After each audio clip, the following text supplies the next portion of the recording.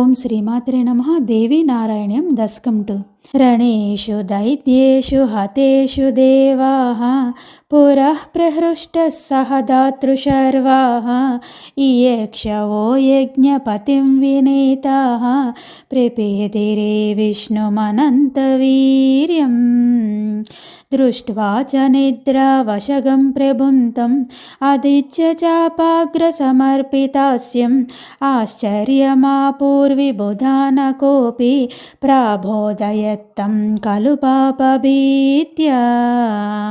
హరేస్తదాని అజసృష్టవమ్ర్యాం ముఖార్పణా కుంజితచాపమౌర్వి భగ్నాధనుశ్చార్జవం ఆపసద్యః తేనాభవత్సోऽపి నికృन्तకంఠః కాయాత్ శిరస్తుత్పతితం మురారేः పశ్చాత్సు దేవేషు పపాత సింధౌ చేతస్సురాణాం కదనే నిమగ్నం హాహేతి శబ్దస్సు మహానభూచ్చ కిమత్ర కృత్యం పతితే హరౌ నః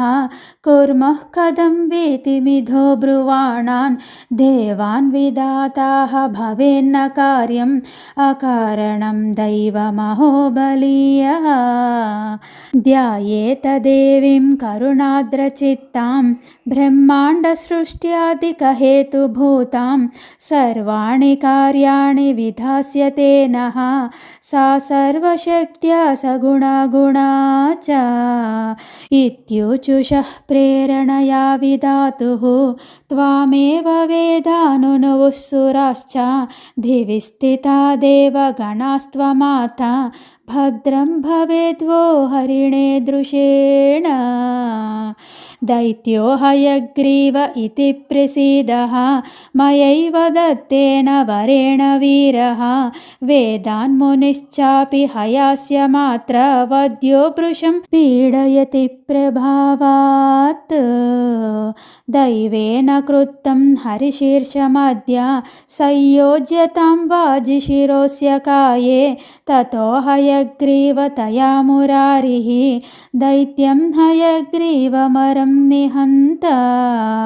త్వమేవ ముక్త్వా సదయం తిరోదః త్వష్ట్రాకబంధే అశ్విశిరో మురారేః సంయోజితం పశ్యతి దేవసంఘే హయాననః శ్రీహరి ఉద్ధితోऽభూత్